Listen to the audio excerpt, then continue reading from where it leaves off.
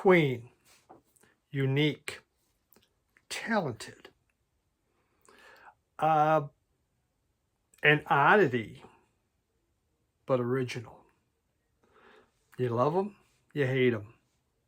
I'm still trying to work that one out. Let's talk Queen. First, I just want to point in the description, I actually have a link for my podcast I'm doing with Jim from Radio Wasteland. Please feel free to check that out.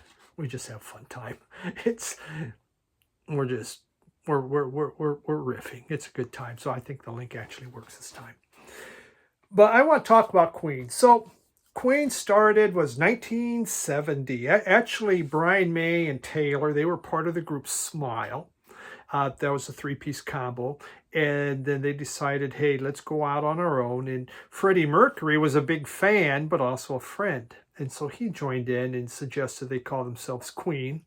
They went through three basses before they found John Deacon. And there they were. And the thing is, what's interesting is all four could write, all four could sing. And that really made the Queen sound. Pre-Flood record collection, I had everything by Queen. And, in the 70s, it was like, well, you need to have Led Zeppelin, Pink Floyd, and Queen. And the Rolling Stones. We'll give four. Those were like the big ones.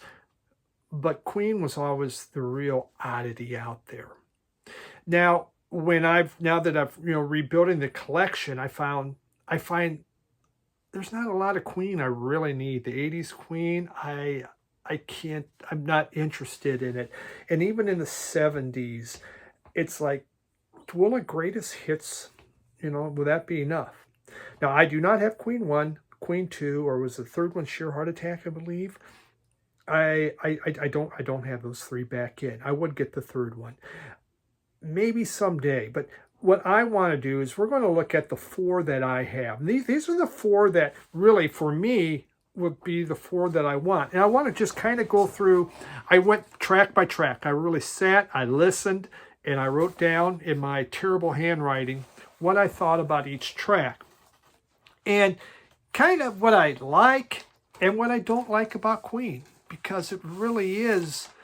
Boy, it's a love-hate relationship I got going on here with these guys. It's just really rough. So we're going to begin with this one here. This is a nice reissue from A Night at the Opera. And really nicely laid out. There you go. And this one came out in 1975. And it kind of put them into, shall we say, superstar status. So we're going to just go right through these tracks here. And the first one is Death on Two Legs. And what I put is that comes out rocking hard with blazing guitar solos and harmonies, incredibly good lyrics. It just knocked your socks off. Great way to begin. Then the second song, Lazing on a Sunday Afternoon. Music hall sound. Don't like the guitars or the Rudy Valentino vocals. And this is my problem with Queen. When they rock, they can rock. But they weren't very diverse. Freddie Mercury's vocals were such that he could do anything. He could sing a phone book. He wanted to do all that. And he was always throwing his stuff out there and trying different things. And here's just this kind of this dance hall type feel that after you're rocking and then you go into that, gosh darn it. Third song, I'm in Love with My Car. And Taylor, the drummer, did this one and sang it. That could be my favorite Queen song of all time. That is phenomenal, outstanding. It has sing-along lyrics. I'm in love with my car. It's a clean machine. I mean, it is so good. The harmonies, phenomenal. It rocks extremely hard. It is the kind of song you get up and you do air guitar to. And it's a karaoke masterpiece because Taylor's voice is such that the range, he doesn't have a great range, at least when he's singing this, so anybody can sing it. Great song. By far my favorite on here. And regretfully, it's not on the greatest hits album. It goes into after that, You're My Best Friend. And Deacon wrote this, the basis. And that, I put outstanding opening with electric piano and drums. What a wonderful way. Ba, ba, ba, ba, ba, ba. It is an absolutely gorgeous song. Nice lyrics, upbeat, very pop oriented. It's the kind of song when you listen to it, just makes you want to smile. You feel good about it. Then we go into 39. And Brian May wrote that and actually does the vocals. It's good. It's not operatic. A little bit of a prog feel to it, but not bad. Then we go to Sweet Lady. And May wrote this again. I mean, Brian May really wrote a lot of stuff. Hard rocking, exciting. And this is what I like about Queen. I mean, this is where I'm at. It's such a good Sweet, Sweet Lady. Great sounding guitar and licks. Memorable song. Phenomenal. So there's some incredible good rockers on here. Then it goes to Seaside Rendezvous. And I wrote, Kill Me Now. I mean, you go from this huge rocker and then Seaside Rendezvous, dance hall for Mercury. I mean, it's dance hall that Mercury loved to sing. Their vocals, I mean, his vocals could pull it off, but it's my problem. I don't like it at all. Then we go to the Prophets song, and they're kind of steering into the prog direction with this. Interesting, but was not for me. It really seemed to go on forever and ever. It just wouldn't end. And it was by Brian May. Love of My Life, Freddie Mercury wrote this one. May plays harp. Well, there's something different. I mean, I always heard it was, it took years and years to play the harp, and May picks up a harp and plays it. It's a nice ballad, but I do prefer the Rocking Queen. Good Company, another one by May. Ukulele. I mean, I'm sure there's a ukulele being played on that thing, and I'm just not a fan. It has maybe it's more of a skiffle type feel that they're trying to do. Again, we're taking this trip back to the music hall. And in the U.S., we didn't really get into, we didn't have that type of music. And I know in the U.K. that was big. That was huge.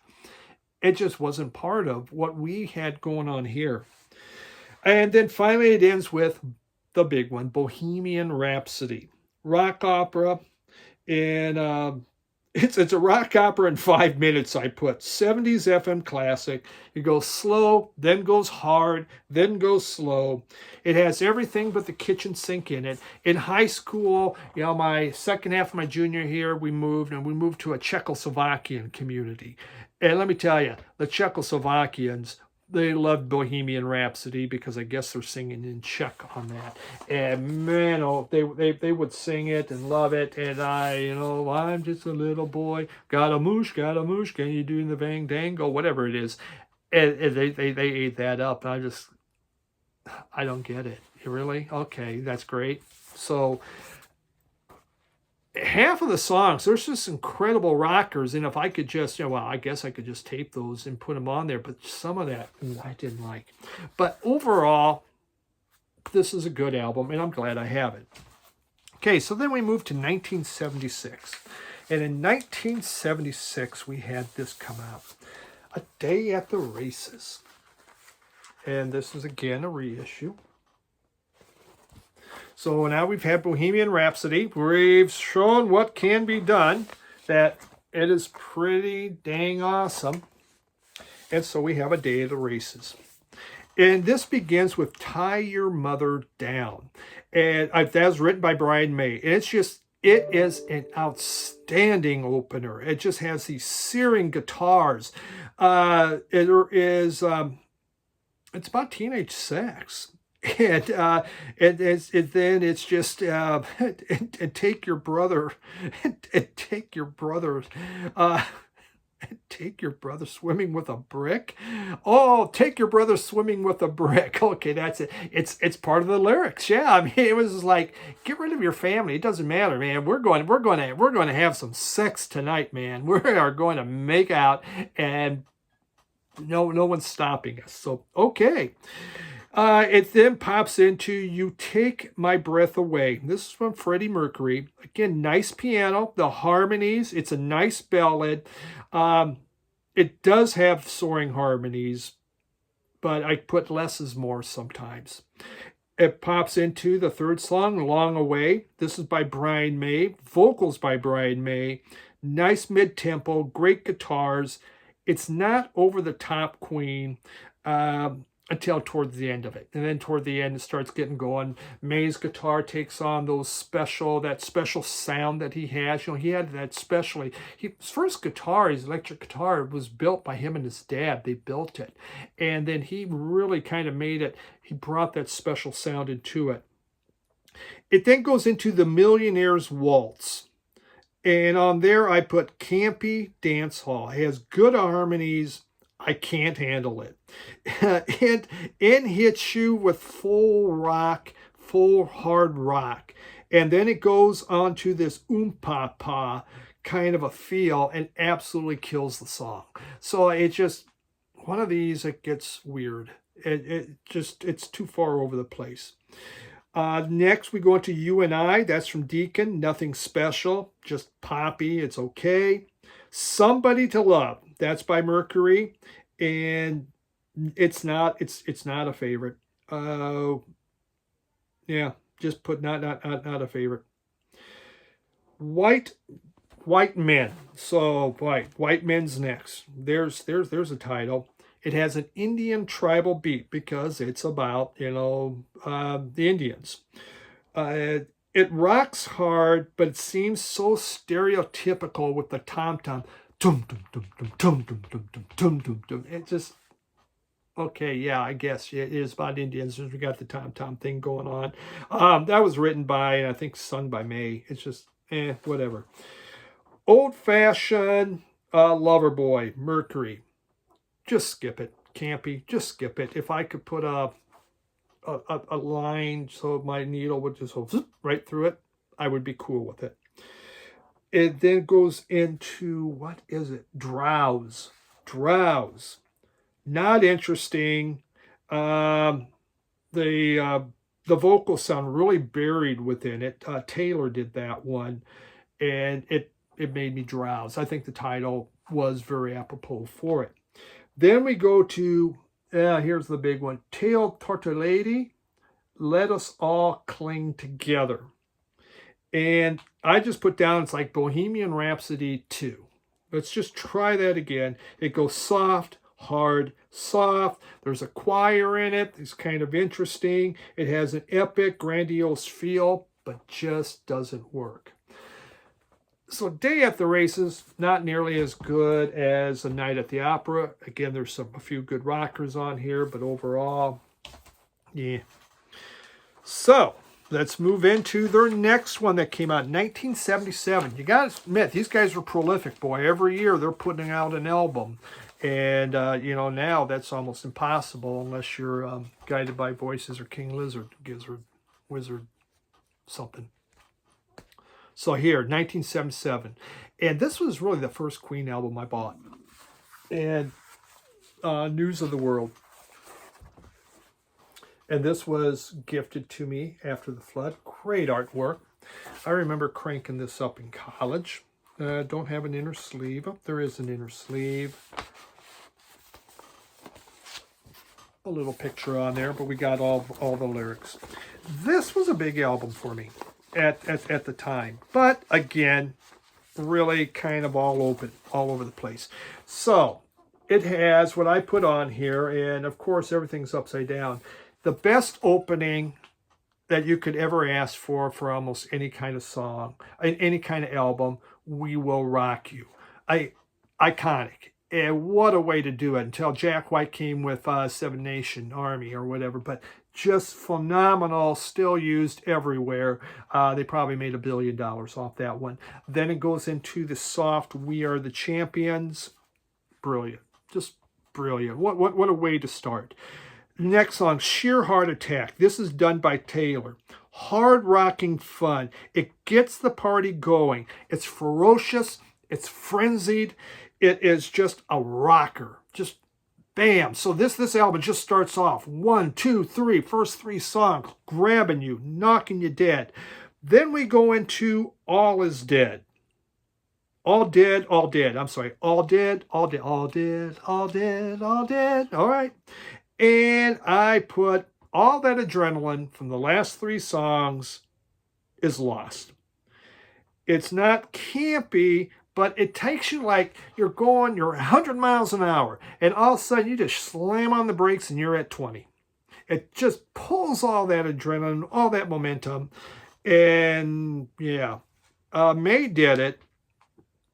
It's not a bad song, but it just brings you down too far, I think. Spread Your Wings. That's from Deacon, mid-tempo rocker. It's okay. Again, not memorable. So, Deacon's having a hard time here with me. Fight from the Inside. This is from Roger Taylor. Disco beat, disco type drums.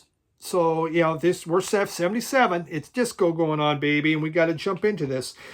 Taylor, his vocals on it are very hard rocking, but this really sounds dated now when you listen to it. Dated, but it does rock. Then we got Get Down, Make Love. Disco feel, dirty, grind to it, but no real feeling to it. It's not... some songs, you feel the emotion with it. This one just, it felt cold. It really did. It's just, maybe the drums, the instrumentation, the disco type sound, but it just felt cold. No warmth or feeling to it. Sleeping on the Sidewalk is next by Maze. It's a blues shuffle. Seems really out of place. It just didn't make sense. This was a mishmash of an album. It was just like, let's try this, let's try this, let's try this. That was my thought. Then we go into Who Needs You, again by Deacon. It has a breezy Latin shuffle to it. Again, feels out of place. We go from a blues shuffle to this Latin thing. I didn't quite get it. Just, hey, let's have something for everyone. Then we pop into, by Brian May, It's Late.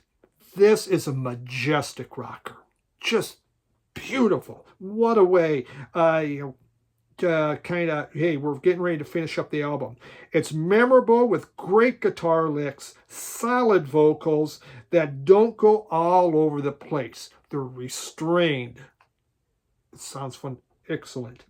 And then we finish with My Melancholy Blues, which made me so melancholy. It's just like, I'll pick up the needle now because I'm not finishing this album. Campy, crooning, end of the album with a throwaway schmaltzy song. Some extremely good stuff, but then just some stuff I didn't like whatsoever. My very first Queen album I ever bought, and so there's memories to it, especially with college, but some of it I just don't like. Then we come to 1978, Queen Jazz, and I was in college when I bought this. We have, there's a nice inner sleeve. We have the famous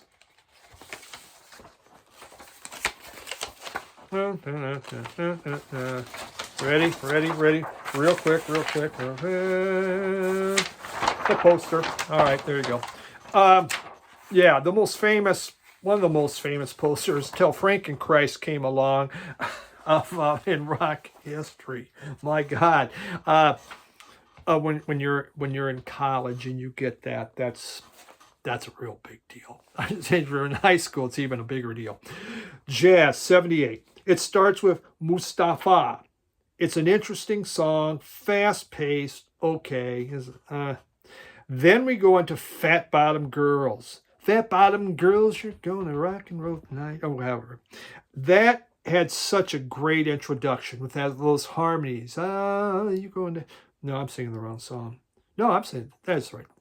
I messed up. But it begins with really cool intro harmonies, and then the guitar riff and the bass just blast into this thing. So we start with this quiet harmony. Fat bottom girls, you're going to rock the world tonight, and then boom, boom, dum, dum, dum. Wow. Just wow. And it was just an absolute crank it up song. Just, it tears. Then we go into Jealousy. It's a ballad. It's well done. It has a beautiful piano. It did not go into the theatrics with the vocals. And I believe there's a sitar playing on there. But it's a nicely done ballad. It really sounded quite good. And now it's interesting on here is they don't put who wrote each song. It's not on here. It's not on the inner sleeve. You don't even have the lyrics. Okay, then we pop into Bicycle Race, and that is one quirky song. It's a hard rocker. It's more theatrical, kind of like Bohemian Rhapsody with a constant change of tempo, but yet I kind of like it. I mean, bicycle. You even get the little bells. I like it, but yeah, it has that Bohemian Rhapsody feel. Next, If You Can't Beat Them, mid-tempo rocker, strong use of guitars, fist-pumping fun, awesome stuff.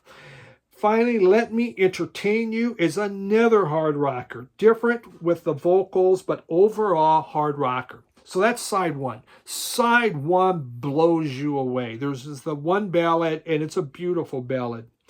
Then we go Dead on Time. It comes screaming out of the gate, just screaming with May's guitar. Mercury rocks the song so hard, it gives it the edge. Really good stuff. Just great way to start the second side. Then we pop into In Only 7 Days. It's an acoustic ballad. Mercury is restrained, and it's quite pretty, not campy at all. Then we have Dreamer's Ball. And then this campy dance hall, and then this campy dance hall that kills the whole vibe of the second side. It's a crooner, it's jazzy, the guitars aren't that great, and I just had this big, why did you do that? Follows up with Fun It. What a stupid name. Disco dream beat and electronics. Does not fit the album. It even has whistles. The old disco whistles. Made fire. It's made for the dance floor. And that's what it was, for the disco. It did make sense. This thing was rocking hard. Then we pop into Leaving Home Ain't Easy. Has a nice melody, but I felt it was an overproduced ballad. Good harmonies. It didn't need the string or the extra vocal distortion that they were putting onto the lyrics. Wasn't necessary. Don't Stop Me Now. We're back to Quirky Queen. It's a piano ballad feel. It has these kind of quirky harmony vocals, and then it just rips hard. Fun song. More of the jazz, and that's another, it's a weird hard rocker. Guitars are great, but the vocals are just way too theatrical. And yeah, side one's great. Side two's a little spotty. Overall, this is my favorite Queen album. I think it was more consistent than the other ones, except for a couple that were kind of odd. Then we got here, Queen's Greatest Hits. Quite honestly, this is where I'm at. I think it's great. We have Bohemian Rhapsody, and Everyone Bites the Dust, Killer Queen, Fat Bottom Girls, Bicycle Race, You're My Best Friend, Don't Stop Me Now, Save Me, Crazy Little Thing Called Love, Somebody to Love, Now I'm Here, Good Old Fashioned Lover Boy, yeah. Play the Game, Flash, no. Seven Seas of Rye, that was big. We Will Rock You. Good and bad. It's not consistent for me either, but there's a lot of the great stuff that's on there. So, Queen. I tried to love them. I don't hate them, but I don't love them. I mean, good and bad. A lot of groups that way. All right, there we go. Tell me what you think. What's your favorite Queen? What's your favorite Queen song? You know, do you love them? Do you hate them? You know, some people are fanatical Queen fans, and I get it, and that's great. And then some just absolutely cannot stand that. I get it. That's great. Thanks for dropping by.